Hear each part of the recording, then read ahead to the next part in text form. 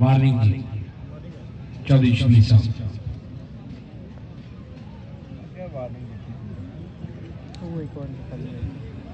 foul जी foul को नहीं चंडी थल्ला रखा कर सो मैं चंडी फॉलो करना